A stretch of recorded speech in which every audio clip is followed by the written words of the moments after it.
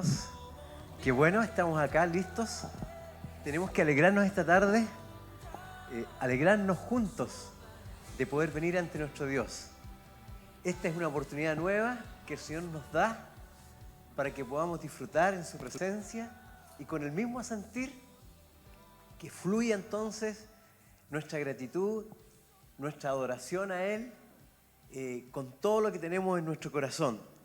Tenemos que alegrarnos en esta conexión que vamos a tener con todos nosotros acá y con el Señor principalmente. Y también, por supuesto, con todos los que nos siguen en el canal de YouTube y están siguiendo también estas reuniones. Es un momento valioso que siempre Dios nos da. Así es que yo te invito para que puedas hacer que salga de tu corazón la expresión que tienes ahí solo para Él, porque Él está tan vigente siempre para toda nuestra vida. Y una de las convicciones del reino de Dios es que nuestra vida está todos los días rendida a Él. Cada día nuevamente podemos decir, aquí está mi vida, Señor. Te invito a que de pie podamos juntos entonces adorar a nuestro Dios.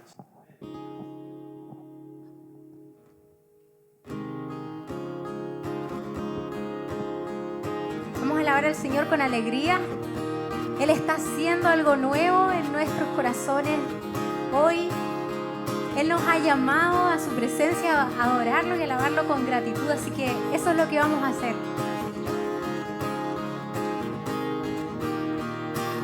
Vamos a decir: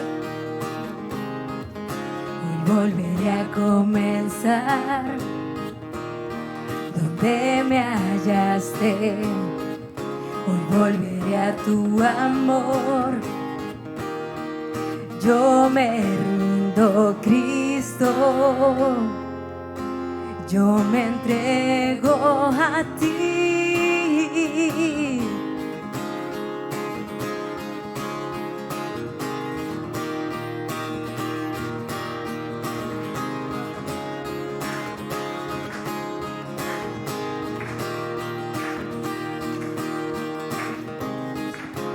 Volveré a comenzar, me hiciste libre. Hoy volveré a tu amor, que late fuerte, Cristo. Yo me entrego a ti, tú siempre me amarás y siempre me guardarás. Conmigo siempre estarás. Oigo el cielo gritar, algo nuevo empezó. Tú siempre me amarás y siempre me guardarás. Conmigo siempre estarás. Oigo el cielo gritar, algo nuevo empezó.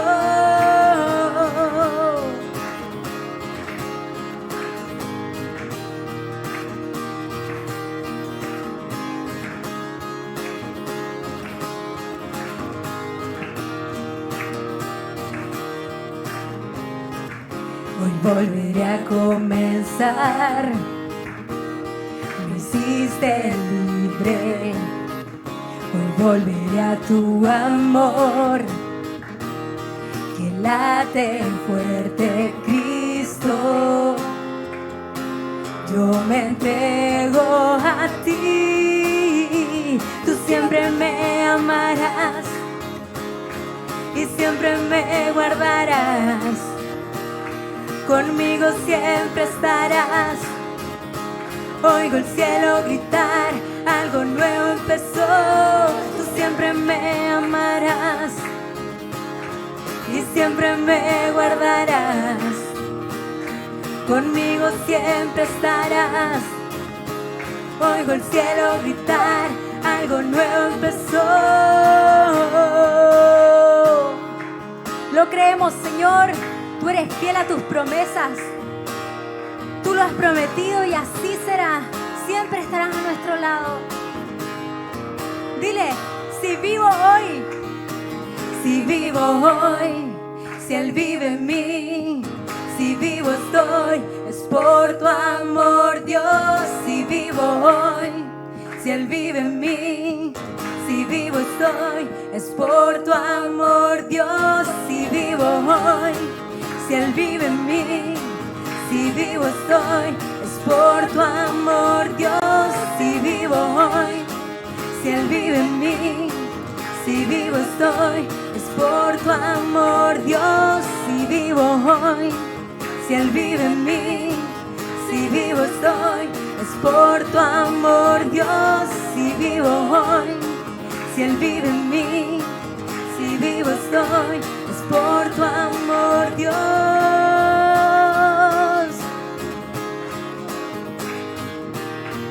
Es por tu amor, Dios.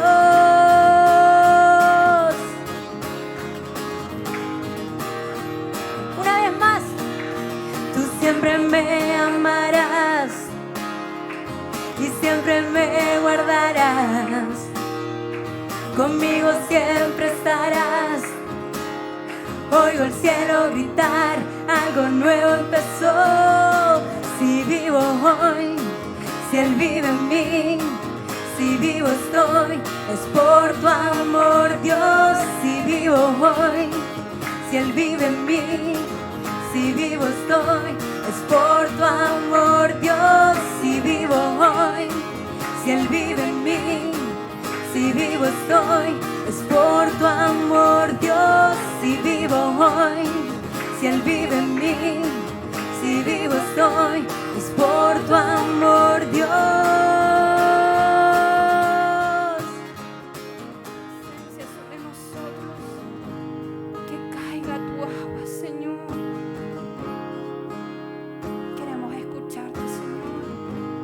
Cuando llames quiero responder, cuando hables quiero escuchar, cuando escuches te quiero adorar. Mi riqueza eres tú,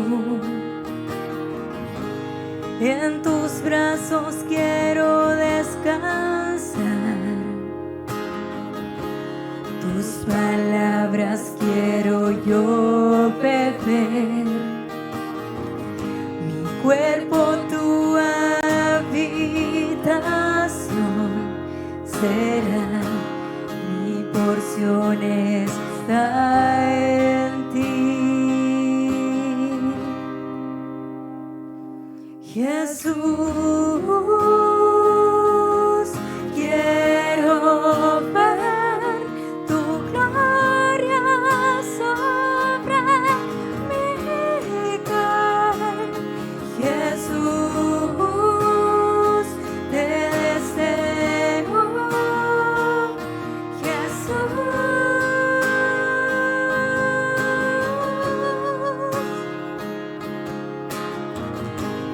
en tus brazos quiero descansar, tus palabras quiero yo beber,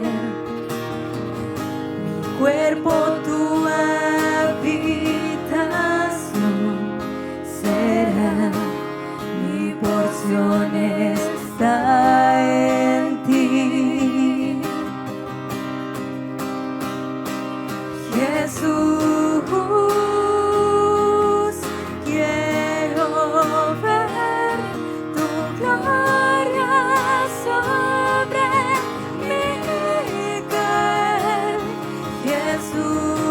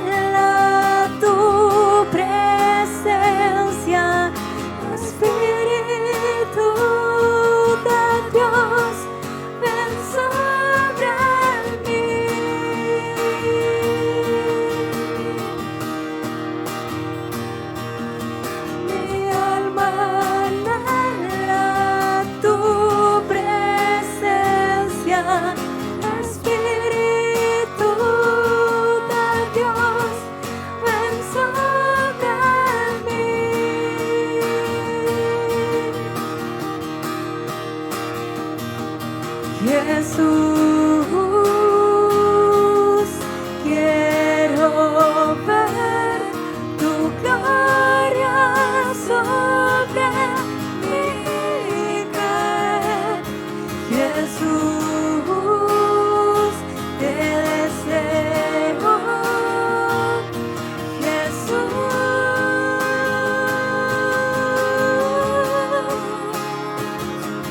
Jesús, quiero ver tu gloria sobre mí caer. Jesús, te deseo.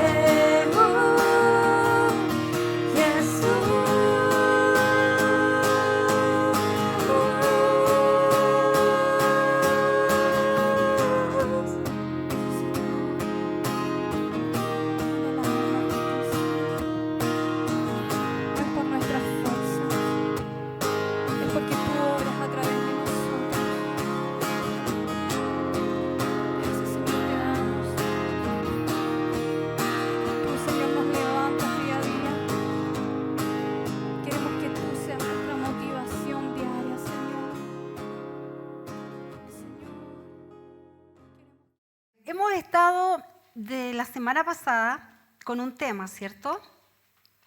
Y vamos a hacer la segunda parte hoy para que podamos cerrar esta enseñanza que el Señor nos ha dado con algo claro, o sea, con cosas definidas en nuestra vida, con algo que hay que ir madurando, que hay que ir deteniéndose para... Voy a sacar esto. Deteniéndose para poder evaluar cómo está nuestra vida, cómo estamos tú y yo, cómo estamos todos los que somos parte de la iglesia del Señor con respecto a esta verdad de su palabra. Así que vamos entonces a hacer un pequeño resumen. ¿Les parece? A ver si se acuerdan. Espero que se acuerden. Lo insensato, lo débil y lo despreciado, ¿cierto? Pero con convicción. O sea, perdón, con vocación, dele. Con vocación, porque tenemos vocación de algo. Hay una vocación que el Señor nos ha dado. Hay algo que nosotros tenemos que tener súper claro. Es que nacimos en esta tierra con un propósito. Y Dios nos ha dado una vocación. Dios persiste en la tarea de transformación del hombre. Dios llama a todos los hombres, ¿cierto?, para ejercer una vocación. Y nosotros nos hemos dado cuenta que esa vocación es ser discípulos. ¿Sí? Seamos discípulos del Señor. Y nos basamos la semana pasada en un versículo o dos versículos, un par de versículos de 1 Corintios, capítulo 1, del 26 al 29, que hablaba de que Dios había escogido lo vil, lo menospreciado, lo necio, ¿cierto? Todo lo que quizás nadie quiere o nadie valora, pero Dios lo ha valorado. Entonces, lo que aprendimos también la semana pasada es que Dios es aquel que hace... Con nada lo puede hacer todo. Entonces, nada tiene que sorprendernos. Nada tiene que sorprendernos porque Dios puede hacer cosas impresionantes con nosotros. Y una fórmula para lograr ser un buen discípulo es tener una relación con nuestro papá, ¿cierto? Una relación íntima. ¿Qué más dijimos? Dijimos que a más luz, si dejamos entrar luz a nuestra vida, ¿cierto?, más evidentes serán las cosas que nosotros debemos cambiar, que Dios va a corregir en nuestra vida. ¿Qué más? Que estamos en un proceso, ¿cierto?, de continuo caminar, que no es una cosa que yo camino un poquito y después me olvido, no, es un continuo caminar. Que también nos hablaba esto, que es un proceso en donde Dios nos pone para ser procesados y para ser quebrantados. ¿Lo recordaban? Sí, porque es algo que en el fondo que Dios hace con nosotros, pero a nosotros nuestra carne, nuestra naturaleza humana no le gusta. No le gusta que Dios lo meta en un proceso, que Dios lo quebrante, etc. ¿Qué más dijimos? Dijimos que este proceso incluía 3 cosas. Por ejemplo, que Dios nos hace acercarnos más a la palabra o ser conocedores de la palabra de Dios, ¿cierto? También de que teníamos que ser adoradores incansables en este proceso y un buscador constante de la presencia de Dios. Hicimos una pregunta clave. Dijimos, ¿soy un discípulo? ¿Recuerdan? Y ahí había un apéndice y decía, estoy evidenciando las marcas de un verdadero discípulo. Estoy evidenciando esas marcas que son de carácter, de ciertas características, o estoy poniéndole límites a Dios. Hablamos sobre eso, sobre que a veces nosotros tendemos a ponerle un límite a Dios y decimos, aquí no te metas, Señor. ¿Recuerdan? Hasta aquí nomás. No, métete en todas estas áreas, pero acá, por favor, no te metas. Y Dios quiere ordenar todas las áreas de nuestra vida, todas. Alcanzamos a fijar la primera, ¿cierto? La primera marca que hablaba de reflejar el carácter de Cristo, es decir, de rendir las áreas débiles de nuestra vida, porque esto es indispensable, es sí o sí, lo hacemos, tenemos que hacerlo. O sea, no podemos estar diciendo, bueno, sí, relativo, puede ser. No, hay que hacerlo. Rendir las áreas débiles es necesario y es indispensable. Y eso hace que nosotros seamos un milagro en proceso. Eso significa que somos, y que todo lo que hay en nuestra vida, en las áreas de nuestra vida que quizás a veces nosotros no comprendemos por qué vivimos, es un milagro en proceso. ¿Ok? Entonces, ¿están motivados? ¿Están entusiasmados? Vamos a ver otra marca de esto que significa ser un discípulo, tener vocación para ser discípulo, ¿cierto? Ya, la segunda es estar dispuestos a servir siempre. ¿Cuándo? Siempre. Esa es la marca de un discípulo. Siempre está dispuesto a servir. No solo cuando le conviene, no solo cuando tiene ganas, cuando te sobra la energía, el tiempo, los recursos, en fin. Uno quiere todo tenerlo, pero súper. Y vamos a ir a Mateo 20:28. Mateo 20:28 dice, así como el Hijo del Hombre no vino para que le sirvan, sino para servir y para dar su vida en rescate por muchos. Aquí el Señor lo deja clarito. O sea, el ejemplo que Él nos dio en todo momento fue de servicio. O sea, ese servicio sacrificial, ¿cierto? O sea, que uno se entrega totalmente. A eso vino nuestro Maestro, a eso vino nuestro Dios, a servir y no a ser servido, a dar su vida en rescate por muchos, dice. O sea, y nosotros, si somos sus discípulos, lo que Él quiere es enseñarnos a hacer eso precisamente, que nosotros seamos capaces de dar la vida en rescate por muchos, entregarlo todo, no dejarnos nada guardadito. Y lo mejor, con el único interés, con el único anhelo, con el único deseo en su corazón, en nuestro corazón, de que tenemos que amar, porque eso fue lo que el Señor Jesús hizo. El único deseo que tenía era entregar su amor. Y ese debería ser el mejor ejemplo para nuestra vida. Así que debemos ser, hermanos, discípulos con vocación de servicio, de dar todo lo que tenemos que dar al Señor, a todo lo que esté en nuestras manos hacerlo bien. A veces nos perdemos las medias bendiciones, a veces nos perdemos las medias aprobaciones de Dios, inmensas. ¿Por qué? Porque escondemos la mano y no servimos. No nos achicamos o al revés, nos agrandamos mucho, creemos que hay ciertas cosas que no son para nosotros.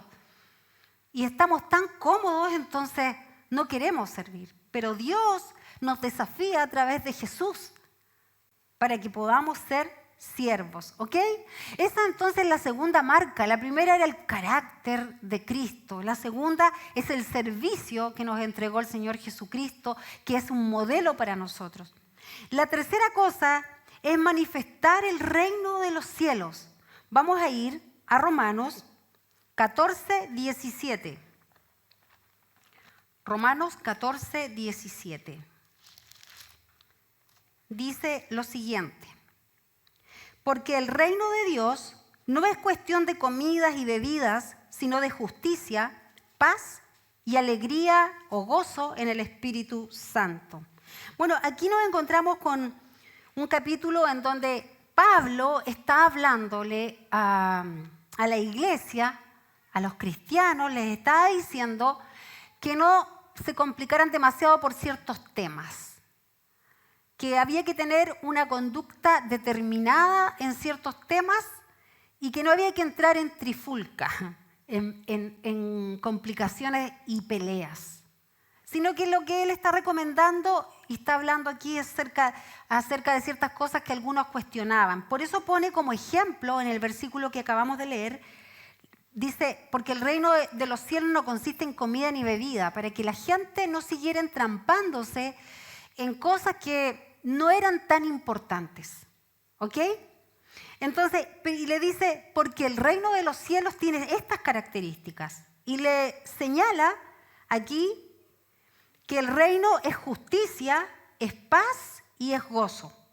Entonces, nos damos cuenta que un discípulo debe ser alguien justo, ¿cierto? Como el Señor cada día nos va guiando, pacífico, y debe notarse en su vida el gozo de la salvación. O sea, son tres cosas que deberían estar en tu vida. Nosotros deberíamos ser y esforzarnos por caminar como Jesús. Y aquí nos habla este tercer punto de manifestar el reino de los cielos, porque eso fue lo que vino a hacer Jesucristo, vino a manifestar el reino de los cielos. Y cuando Él dice esto, agrega que el reino consiste en estas tres cosas: justicia, paz y gozo del Espíritu Santo, no de la carne, del Espíritu de Dios. Entonces es importante que nosotros podamos evaluar si estamos viviendo de esta manera. Por ejemplo, tú ahora, en este momento, mírate a ti mismo o a ti misma y piensa, ¿estoy siendo una persona pacífica o vivo peleando? ¿Estoy siendo una persona justa o camino de acuerdo a mis conveniencias y de acuerdo a lo que, no sé, lo que se me antoje? Y esto me parece hermoso. ¿Estoy siendo una persona que manifieste el gozo de la salvación? ¿O estamos aquí todos así como amargados? O ya, bueno, sí, yo entiendo esto, estoy obligado entonces a seguir a Jesús porque yo lo entiendo. No, hay algo dentro de ti, hay algo sobrenatural que te llena de gozo. Hay algo así como que no te permite estar tranquilo, tú estás fervoroso, estás contento. Suena una canción y te dan ganas de cantarla, aunque quizás no cantas tan bien o no. Existe eso dentro de tu vida, ese gozo que desborda, que los problemas tienden a ser minimizados porque tienes en tu vida ese gozo de la salvación, esa certeza de que Dios entregó su vida por ti, y eso te hace ser el más afortunado de todos. El que manifieste el reino de Dios, es decir, el que sea un discípulo, debe vivir los principios de Dios, debe vivir bajo las leyes del reino de Dios. Como por ejemplo, les voy a poner 3 ejemplos. uno de los principios o leyes del reino de Dios es perder para ganar. O sea, nosotros tenemos que perder para poder ganar. ¿Les suena parecido algún pasaje bíblico? El que halle su vida, la perderá. Y el que pierda su vida por mi causa, ese la salvará. Entonces aquí, este ejemplo, este principio del reino de Dios de perder para ganar, nosotros lo vemos en la Biblia, en los hombres de Dios, en los patriarcas, en las historias bíblicas que se apegan al llamado de Dios, ¿cierto? Por ejemplo, la vida de Job. Tuvo que perderlo todo, pero ¿para qué? Para ganar después. Para obtener la victoria total y absoluta de la vida eterna y de la bendición de Dios, porque recordemos que Job perdió a sus hijos, pero volvió a tener 10 hijos.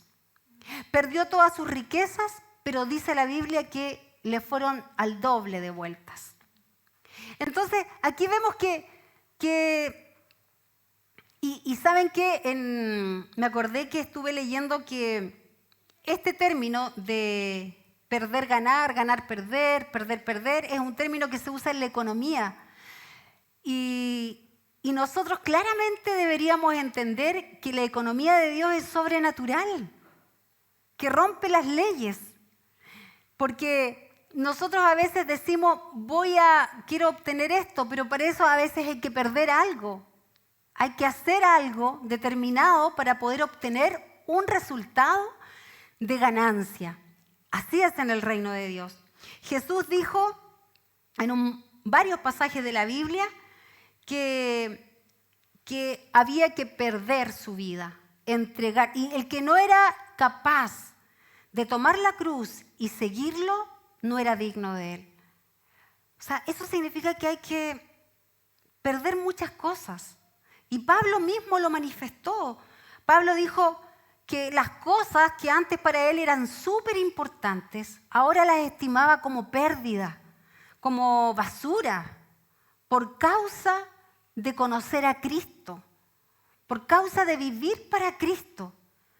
Entonces, si te das cuenta, el ejemplo y la vara que los hombres de Dios nos han dejado es alta.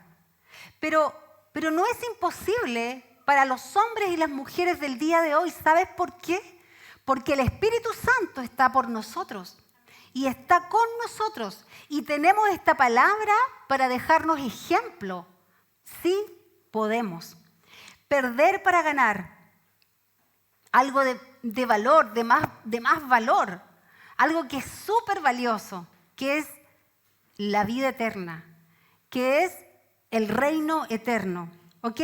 Otra cosa que es un principio bíblico, que es un principio del reino de Dios, es sembrar para cosechar. Tenemos que sembrar para cosechar.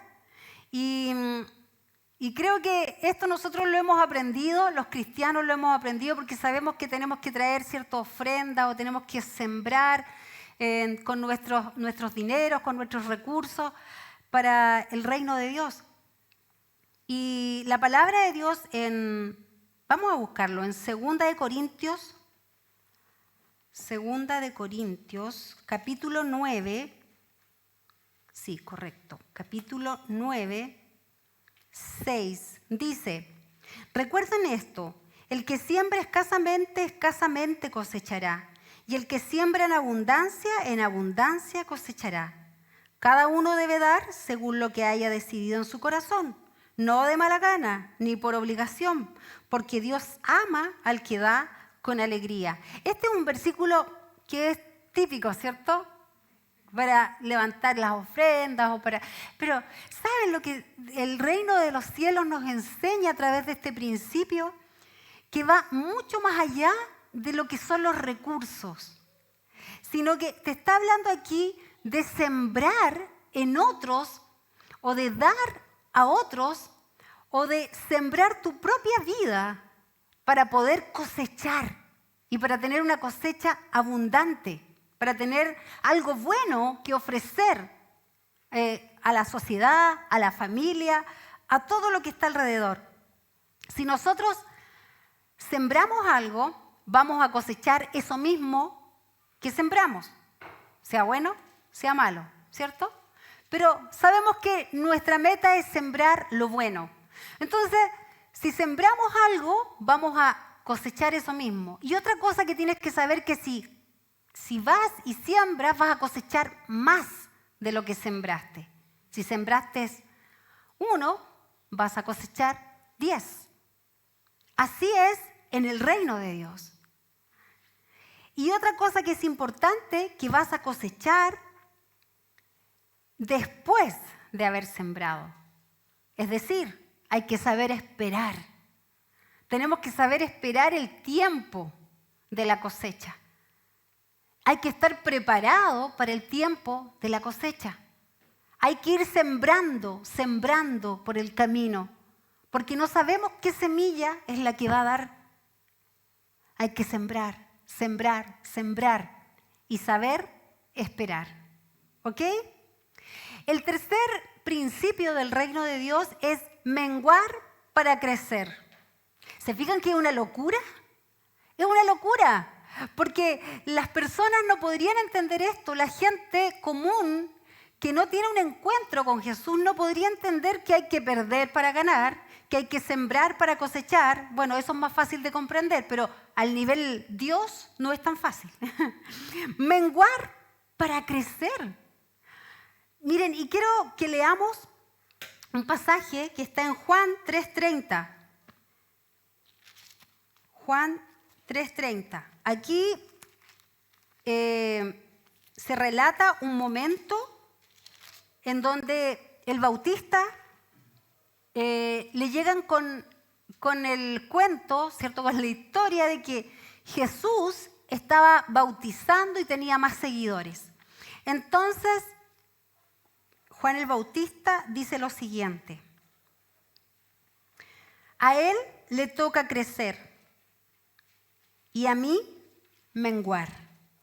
Y es lo mismo que Dios nos dice hoy día. A Jesús le toca crecer en ti y tú y yo tenemos que menguar. Tenemos que ir, ¿cierto? Que nosotros tenemos todo organizado en nuestra mente, todo súper así como listo, así yo sé lo que voy a hacer con mi vida, yo sé dónde voy a ir, sé cuándo le voy a entregar tiempo al Señor y cuándo no. O sea, yo quiero el control. Pero aquí uno de los principios del reino de Dios es que tú tienes que menguar. Y que cada vez el Señor tiene que crecer más en ti, más de Él, más palabras, más pensamientos de Él. Significa que nosotros tenemos que morir y permitirle a la imagen de Cristo que crezca cada día más en nosotros. Que el viejo hombre vaya decreciendo y que el nuevo hombre se levante con vigor, con fuerza, con lucidez. Jesús debe gobernar. Y esa es una de las cosas y uno de los principios que tenemos que entender que son parte del reino de Dios. Y si nosotros no lo entendemos así, entonces vamos a estar dando puros palos de ciego, vamos a estar puro dando la hora. Vamos a estar queriendo hacer algo y todo va a ser religión. Nos va a salir mal, porque no estamos entendiendo cuáles son los principios que rigen y que son importantes de entender y de vivir en mi vida. Entonces nos empezamos a conformar con que, bueno, sí, qué bonito es esto, qué bueno es esto, sí, sé esto y nada más. Y no entendemos que hay principios que tú y yo tenemos que vivir. ¿Ok? Entonces, el tercero era manifestar el reino de Dios. Espero que te haya quedado súper claro. El otro, la otra marca, ¿cierto? Es ser un agente de reconciliación. Y esto lo vamos a dividir en dos. Ser agente de reconciliación. Lo vamos a separar en dos partes. Vamos a ir a 2 de Corintios 5, 19. ¿Qué dice?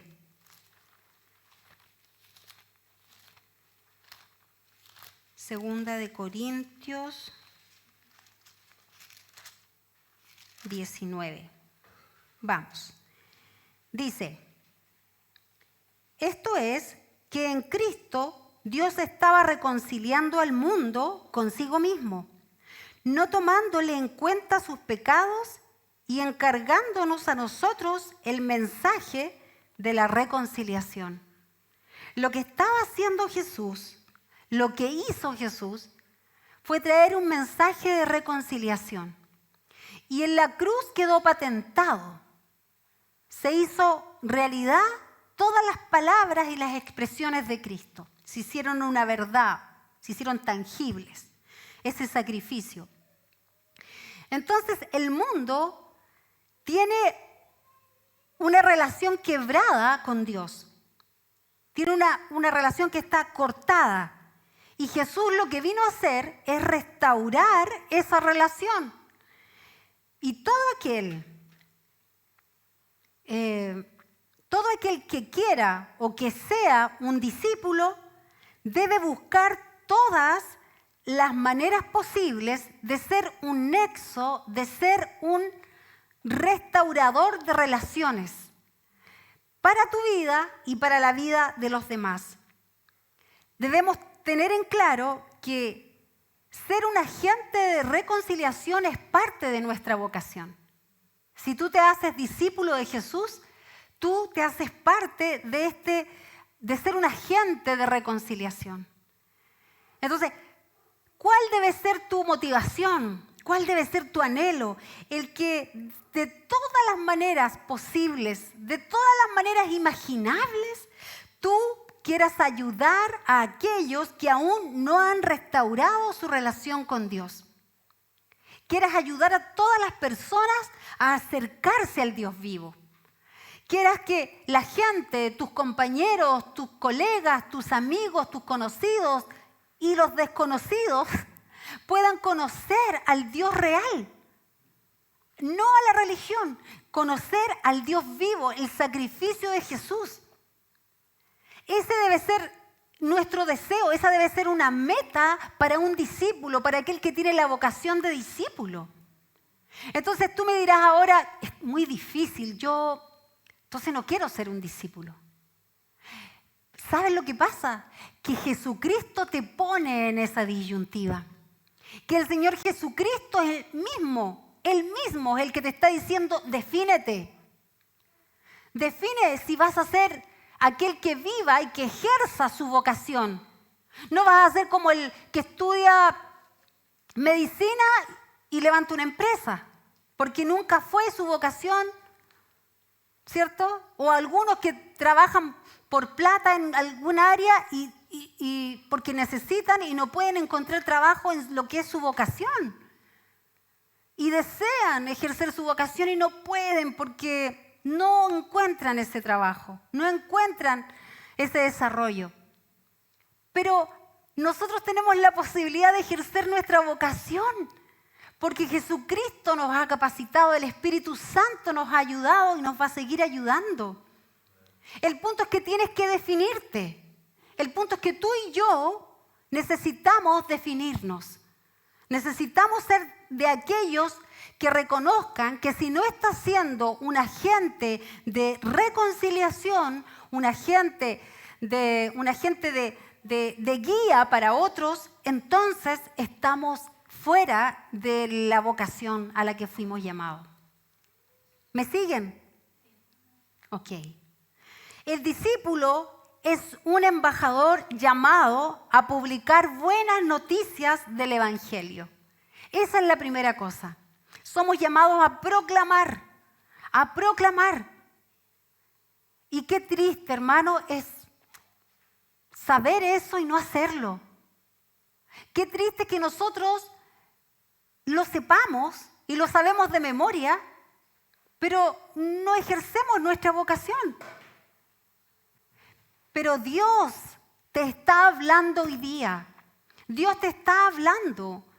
No te hagas el tonto.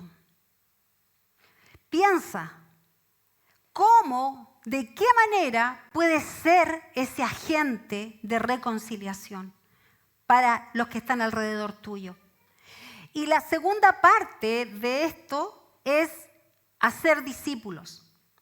Vamos a ir a Mateo 4:19.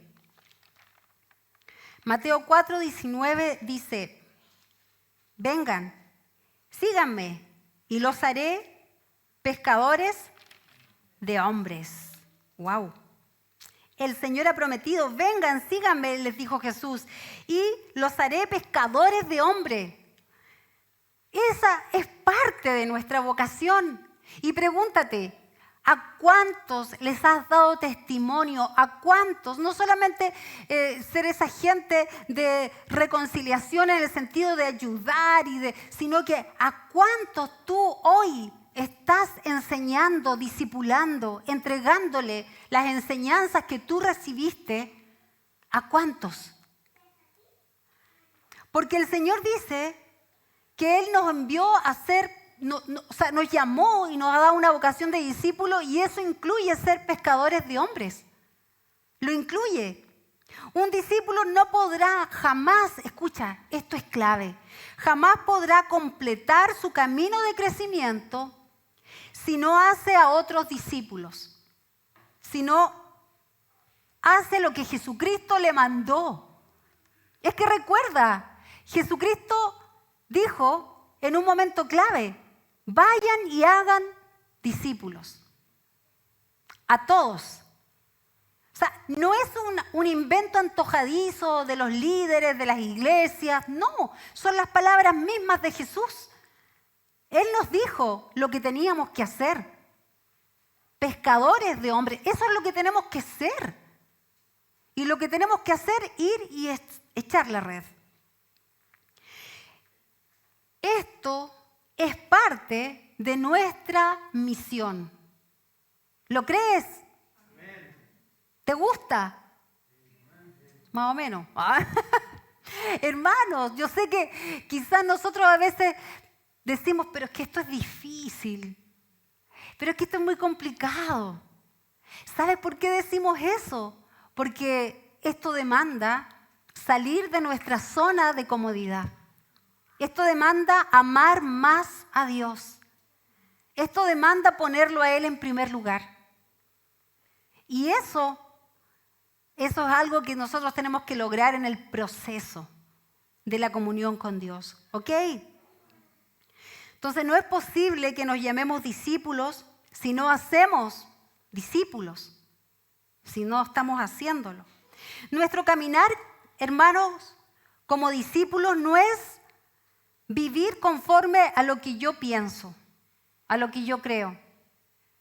Se lo estoy diciendo con todo el amor del mundo. No es lo que tú crees, no es lo que tú piensas. Yo creo, yo pienso. No, porque lo que yo creo a veces no es lo que Dios cree. Entonces, a veces lo que nosotros pensamos y creemos no es lo mejor para nuestra vida. Y sí, lo que Dios tiene pensado para nosotros es lo mejor. Dios sabe lo que es bueno para mi vida. Dios sabe lo que es bueno para tu vida. Cuando todos, incluso tus más amados, tus más cercanos, tus mejores amigos, tu familia, en fin, quieren tomar un rumbo, un camino determinado, X. Pero tú sabes que eso no es la voluntad de Dios. Entonces tú, si eres un discípulo del Señor, deberías tomar otro rumbo. Deberías escuchar la voz de Dios. Porque es ahí donde yo tengo que decir, yo decido tomar otro camino. ¿Por qué? Porque soy un discípulo del Señor. Porque quiero vivir como a Él le agrada, no como a mí me agrada. Porque el que tiene vocación de discípulo querrá agradar a Dios, hermanos. Vamos a querer agradar a Dios y no agradarnos a nosotros mismos. No agradar a los demás. Y de esta manera nosotros nos estamos santificando. cuando tú empiezas a querer agradar a tu carne, a tus deseos, a tus emociones, entonces lo que tú haces es alejarte de Dios, de la presencia de Dios, porque la carne no agrada a Dios. Y si tú empiezas a hacer lo que es la voluntad de Dios, aunque te cueste, lo que estás haciendo es santificar tu vida. Y eso es la voluntad de Dios precisamente. ¿Quiero vivir para Cristo? ¿Quieres vivir para Cristo? Un discípulo no busca impresionar a los demás. No busca que los demás digan, ay, sí, ellos son tan consagrados. Lo que espera, lo que un discípulo hace, es buscar ser íntegro, ser consecuente con lo que ha aprendido, con lo que la palabra de Dios te dice. Ser consecuente con lo que has aprendido de Dios. Eso es un discípulo. En el fondo, no depende de mis talentos, no depende de mis conocimientos, como hemos dicho otras veces, sino que depende de mi carácter, de lo que yo decido hacer para agradar a Dios, para agradar a Cristo, a la presencia del Espíritu Santo, y lo que Dios me ha dicho se haga una realidad en mi vida. Me gustaría darte un último consejo para terminar.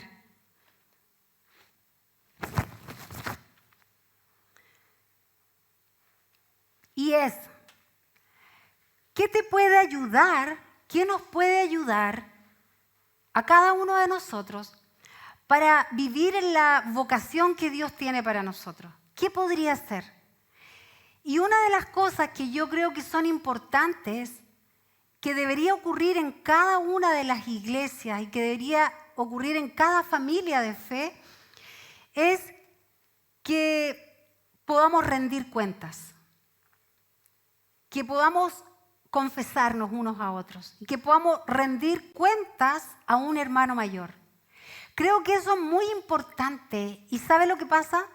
Que eso ayuda para que la iglesia pueda ser un organismo que está vivo y que genere la vida.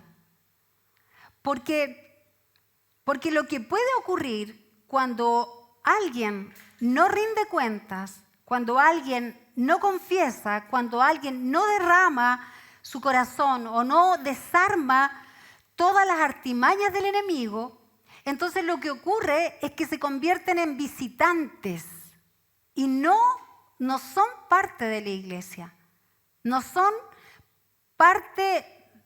órganos, no son parte del cuerpo.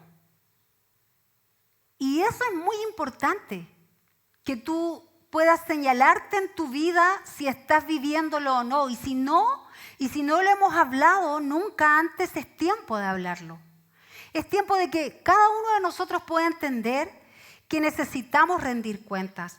Porque lo que Satanás quiere es que las cosas que tú tienes en tu fuero interno, las cosas que tú tienes que confesar en tu vida, esos temas que tienes que arreglar, el que sea, el enemigo quiere que crezcan en el silencio, que crezcan en la oscuridad, que crezcan ahí en el anonimato, ¿cierto? En lo oculto. Pero eso es lo que hace, en el fondo, que nosotros seamos incapaces y que la condenación venga sobre nuestra vida. Cuando nosotros no estamos siendo personas que rindamos cuenta, que vengamos a un hermano mayor, a un líder de la iglesia y le digamos, esta es mi condición, ayúdame. Si yo no estoy haciendo eso, esto es lo que me pasa, esto estoy viviendo. Sean experiencias buenas, sean experiencias malas, sean, en este caso, yo creo que hay que abordar los temas que son serios en nuestra vida y poder pedir ayuda y poder entender que a Satanás le conviene que tú estés en silencio. A Satanás le conviene que tú estés callado. Él quiere que tú no le rindas cuentas a nadie. ¿Ya? Pero si yo no tengo que rendirle cuentas a nadie de mi vida. Pero cuando nosotros abrimos el corazón, la luz de Cristo lo que hace es exponer las estrategias del enemigo. Las pone a la luz. Pone en evidencia a Satanás. Y lo que ocurre luego de eso, que cuando tú confiesas o cuando tú pides ayuda, cuando tú pides dirección, cuando tú pides consejo, cuando tú te muestras débil, entonces el Señor viene y sana tu corazón y te da una guía, te da guianza. Él perdona nuestros pecados. Cuando nosotros rendimos cuentas, Él nos empodera y nos pone en un lugar que quizás nosotros no pensamos nunca que podríamos estar. Él nos da autoridad, nos devuelve la autoridad que el diablo nos había quitado. Podemos levantar la cabeza, podemos erguirnos y ya no vivir de apariencias, porque lo que hace muchas veces el diablo es que te acostumbra a ti y a mí a que vivamos por apariencia. Ah, sí, todo fenomenal, súper bien. O vienes ya, sí, todo bien. ¿Cómo está? Súper bien, sí, el trabajo, los hijos, el matrimonio, todo bien. Y el diablo te tiene con una mordaza que tú no puedes romper. Pero si tú tuvieras la costumbre, tú tuvieras la confianza, tú tuvieras el principio de rendir cuentas en tu vida, eso no pasaría. Y todo saldría a la luz, irías de victoria en victoria, de gloria en gloria. Irías de menos a más. Él nos quiere ver avanzando, hermanos queridos. Iglesia amada, hermanos amados, Dios quiere que nosotros avancemos y avancemos juntos, en comunidad. Él nos libra de vivir de apariencias. Él quiere que tú abras tus ojos y tú te des la oportunidad y empieces a ejercer este sistema hermoso que es la iglesia. Que a unos llamó a una cosa, a otros a otro, para que podamos ayudarnos y sostenernos y dar la buena batalla de la fe. Peleando esa batalla. Cubriéndonos las espaldas, ayudándonos. El enemigo no te ataca.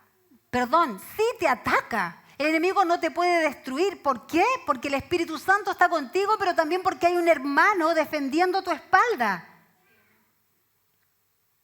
Eso es muy importante que nosotros podamos evaluar. Ser discípulo es costoso, claro que sí. Porque no puedes andar por emociones cuando eres un discípulo que vive por vocación. Tu vocación, imitar a Cristo. Tu vocación, ser un servidor. Tu vocación, tener el carácter de Cristo. Tu vocación, vivir en los principios del reino de Dios. Tu vocación, hacer discípulos. Reconciliar. Esa es tu vocación, hermano. Y nosotros no estamos viviendo en la vocación que Dios nos ha mandado que vivamos. Es que no puede ser. Debemos replantearnos. Debemos pensar cómo vivió Jesús, cómo vivieron los hombres mártires de la fe. Y nosotros seguimos con la cantaleta de obedecer a nuestra carne, a nuestras emociones. Y vamos, que no, que mucho esfuerzo, que mucho esto. Hermano, eso es escuchar la voz del diablo. Nosotros debemos entender para qué nos llamó el Señor y cómo tenemos que vivir a la manera de Cristo. No hay otra, que no hay un término medio. No, es así o no es. Y si tú no estás haciendo, es tiempo de ponerte a hacerlo. Es tiempo de que cada uno de nosotros, empezando por mirarme a mí, ¿cierto? Empecemos a hacerlo. Vivir como el Señor dice, con esa vocación de discípulo. Y quiero decirte esto. Quiero decirte que no te desanimes. A pesar de que las palabras pudieran ser fuertes, a pesar de que la demanda del Señor Jesucristo te pudiera parecer inalcanzable, pero no es así. En medio de tiempos donde muchos abortan, donde muchos desertan, donde muchos desechan. En medio de un tiempo, hermano, de pandemia en donde todo se paralizó, donde todo se estancó, en medio de eso, el propósito y el llamado de Dios no se ha estancado para nosotros. Créelo. Amén. No escuché tu gloria a Dios ni vi tus brazos arriba porque, Señor, no se estancó. El propósito de Dios contigo no se estancó. Quizás nosotros nos hemos estancado, pero el propósito está vigente. Cada uno de nosotros ha sido llamado. Por lo tanto, hay esperanza porque el Señor ha dicho que Él tiene paciencia con nosotros. Increíble. Tu propósito y el mío no se ha estancado, no se ha perdido. Sigue vigente, sigue adelante. Amén. Amén. Gloria a Dios. Tu propósito y tu destino final, tu llamado, no se pierde tan fácil. Si tú estás aquí hoy día es porque hay esperanza. Hay esperanza. Dios quiere refrescarnos eso en nuestra mente. Tenemos esperanza.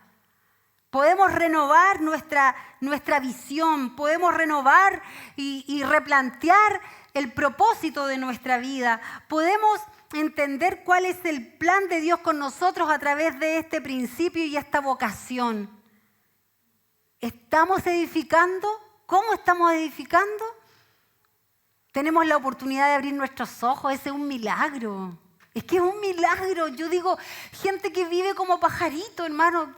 Y nosotros tenemos la oportunidad de ir a la Biblia, ir a la palabra y el Señor nos muestra. Estamos orando a Dios y el Señor nos va revelando todo lo que nosotros tenemos que cambiar. Tenemos la oportunidad de tener a alguien y rendir cuentas. Hay gente que no tiene a nadie. Hay gente que no tiene a quién pedirle ayuda. Hay gente que no sabe, se siente en crisis y no sabe dónde ir. No sabe hacia dónde marchar. Pero cada uno de nosotros sabe dónde podemos ir. Sabe cómo tiene que hacerlo. ¿Ok? Vamos, sígueme a mí. Concéntrate aquí. Este es un momento importante porque Dios te ha hablado. Porque Dios te está desafiando. Porque Dios te está moviendo el piso. Cierra tus ojos ahí. Vamos a orar.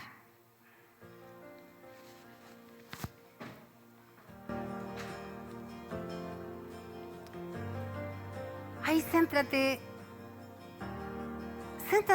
en Dios, en su presencia.